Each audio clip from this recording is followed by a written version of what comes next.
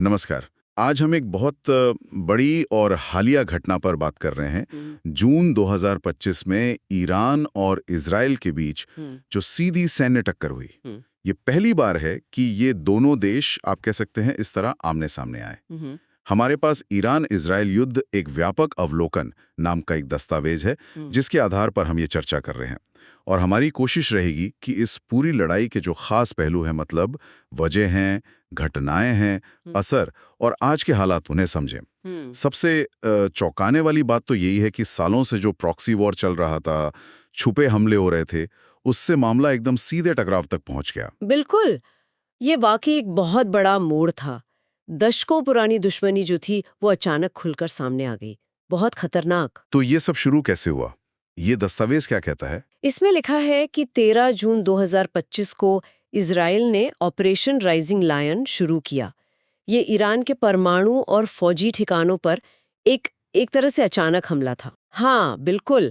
और इसमें ईरान के रेवोल्यूशनरी गार्ड कॉर्प्स यानी IRGC के कुछ सीनियर कमांडर और जहां तक मुझे याद है कुछ परमाणु वैज्ञानिक भी मारे गए थे। जी हाँ, वैज्ञानिक भी, ये अहम बात है। और देखिए, ईरान का जवाब भी कोई हल्का नहीं था, बहुत तीखा जवाब आया।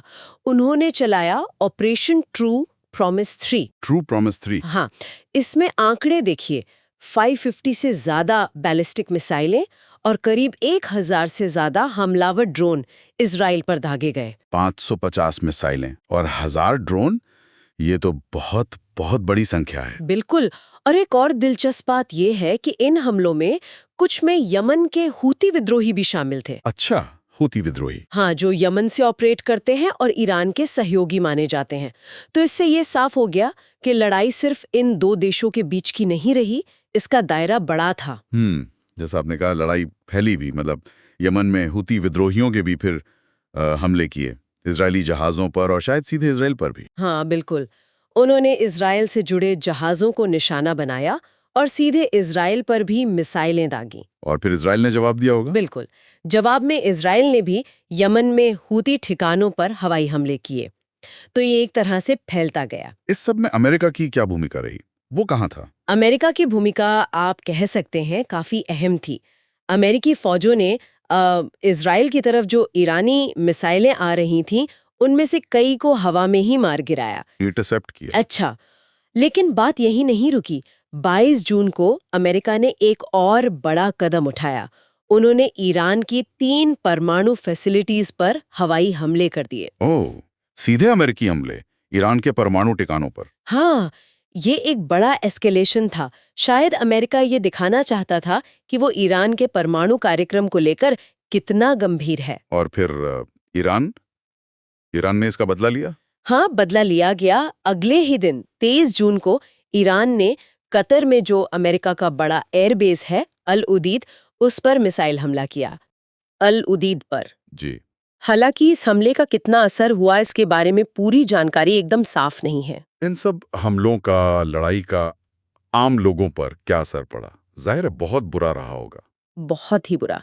देखिए, ईरान के जो सरकारी आंकड़े हैं वो बताते हैं कि 935 लोग मारे गए और हजारों घायल हुए। लेकिन कुछ आजाद समूह है, उनका अनुमान है कि मरने वालों की संख्या शायद 1190 तक हो सकती है। और इजराइल में? इजराइल में 29 लोगों की जान गई और 3200 से ज्यादा लोग घायल हुए। और सिर्फ जाने ही नहीं, मिसाइल हमलों से आम लोगों के घर, अस्पताल, यहाँ तक कि सांस्कृतिक और ऐतिहासिक जगहों को भी काफी नुकसान पहुंचा। अस्पतालों पर हमला, ये तो बहुत ही गंभीर बात है। अंतर्राष्ट्रीय नियमों के खिलाफ है ये तो। हाँ, ये बहुत चिंताजनक है। 2 घटनाएं ऐसी हैं जिनका जिक्र करना जरूरी है। एक तो 19 जून को बेरशेवा शहर में सोरोका अस्पताल है, उस पर एक ईरानी सेजिल मिसाइल गिरी। अस्पताल पर मिसाइल? हाँ, इससे दर्जनों लोग घायल हुए और सबसे खतरनाक बात ये कि वहां कोई केमिकल रिसाव भी हुआ। ओहो।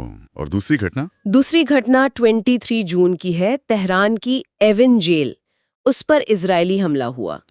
उसमें कम से कम 71 लोग मारे गए। इनमें कैदी भी थे और कुछ आम नागरिक भी शामिल थे। जेल पर हमला, कैदी और आम नागरिक मारे गए? जी। इन दोनों घटनाओं ने कानूनी और मानवीय स्तर पर बहुत गंभीर सवाल खड़े कर दिए हैं। इतनी तबाही, इतने हमलों के बाद ये लड़ाई रुकी कैसे फिर? देखिए, 24 जून को अमेरिका ने काफी डिप्लोमेटिक दबाव डाला। भारी दबाव, उसके बाद जाकर 12 दिन का सीज फायर मतलब युद्ध विराम लागू हुआ। इससे जो सीधी लड़ाई चल रही थी वो तो थम गई। अच्छा, तो सीधी लड़ाई रुकी, हम्म। लेकिन पर्दे के पीछे क्या चल रहा है? कोई कूटनीतिक कोशिशें, बातचीत? हाँ, कोशिशें तो जारी हैं। जैसे रूस ने ब्रिक्स देशों की जो मीटिंग हुई उसमें मध्यस्थता करने की पेशकश की और उन्होंने पश्चिमी हवाई हमलों की निंदा भी की। और अमेरिका? अमेरिका, खासकर जो ट्रंप प्रशासन है, वो गाजा में 60 दिन के सीज फायर पर जोर दे रहा है।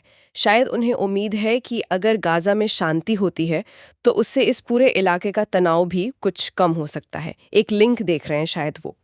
तो अभी की स्थिति क्या है? क्या वहां शांति कह सकते हैं? शांति कहना तो बहुत मुश्किल होगा। हाँ, ये सही है कि 24 जून से सीधी सैन्य कार्रवाई रुकी हुई है, लेकिन तनाव बहुत ज्यादा है। दोनों देश हाई अलर्ट पर हैं, एक दूसरे पर सैटेलाइट से लगातार नजर रखे हुए हैं। और कोई खास डेवलपमेंट्स? हाँ, 2 बातें और हैं जो ध्यान देने लायक हैं। पहली, ईरान ने अंतर्राष्ट्रीय परमाणु ऊर्जा एजेंसी यानी IAEA के साथ अपना सहयोग सस्पेंड कर दिया है, रोक दिया है। IAEA के साथ सहयोग रोक दिया, ये तो चिंता की बात है। बिल्कुल। इससे ईरान के परमाणु कार्यक्रम को लेकर चिंताएं और बढ़ गई हैं। और दूसरी तरफ इजराइल अपनी मिसाइल डिफेंस सिस्टम जैसे आयरन डोम और डेविड स्लिंग उनके भंडार को फिर से भरने के लिए अमेरिका से फौरन मदद मांग रहा है, क्योंकि जाहिर है इतने हमलों में काफी इस्तेमाल हुआ होगा। हाँ, स्वाभाविक है। और इस बीच संयुक्त राष्ट्र, G7, ब्रिक्स, मानवाधिकार संगठन ये सब लगातार चेतावनी दे रहे हैं कि मानवीय संकट गहरा सकता है और लड़ाई के फिर से भड़कने का खतरा बना हुआ है। तो अगर हम इस पूरी घटना को देखें, इसका निचोड़ क्या निकलता है? इसका क्या महत्व समझें? देखिए, सबसे अहम बात, जैसा हमने शुरू में ही कहा था, ये इन दोनों देशों के बीच पहली सीधी सैन्य टक्कर है, पहली बार। ये जो सालों से प्रॉक्सी लड़ाई चल रही थी या गुप्त ऑपरेशंस हो रहे थे, उससे कहीं ज्यादा खतरनाक स्थिति है ये। ये ईरान और इजराइल की जो गहरी दुश्मनी है उसे एकदम साफ दिखाता है, और ये खतरा भी दिखाता है कि अगर ये लड़ाई बढ़ी तो इसमें अमेरिका और मिडिल ईस्ट के दूसरे देश भी खिंच सकते हैं। एक बड़ा क्षेत्रीय युद्ध छिड़ सकता है। सही कहा। और तीसरा, जैसा हमने देखा, इसका आम नागरिकों पर कितना भयानक असर हुआ है। अस्पताल तक निशाना बने, लोग बेघर हुए, बुनियादी ढांचा तबाह हो गया। मानवीय संकट बहुत बड़ा है। तो अब आगे क्या देखना होगा? कौन से सवाल हैं जिन पर नजर रखनी होगी? क्या ये सीज फायर टिक पाएगा? ये सबसे बड़ा सवाल है शायद। बिल्कुल। और क्या अमेरिका और रूस की जो कूटनीतिक कोशिश हैं वो इस परमाणु और मिसाइल टकराव को बढ़ने से रोक पाएंगी? हाँ, ये भी देखना होगा। और इस तनाव का असर गाजा पर, सीरिया, लेबनान और जो लाल सागर के जरूरी समुद्री रास्ते हैं उन पर लंबे समय तक क्या असर पड़ेगा? ये सब बहुत अहम सवाल हैं। और एक सवाल ये भी है जो हमें सोचना चाहिए कि इस सीधे टकराव ने, मतलब जब दो देश सीधे भिड़ गए, इसने भविष्य की लड़ाइयों के लिए क्या मिसाल कायम की है, खासकर तब जब परमाणु ताकत रखने वाले देश या जो उसके बहुत करीब पहुंच चुके हैं वो आमने सामने हों। ये सोचने वाली बात है। और क्या इस घटनाक्रम से मिडिल ईस्ट में जो शक्ति संतुलन है, जो पावर बैलेंस है, वो हमेशा के लिए बदल जाएगा? इन सब सवालों पर गौर करना बहुत जरूरी है। बिल्कुल। तो ये थी हमारी आज की चर्चा ईरान और इजराइल के बीच हुए हालिया टकराव पर। बहुत कुछ है जिस पर नजर रखनी होगी।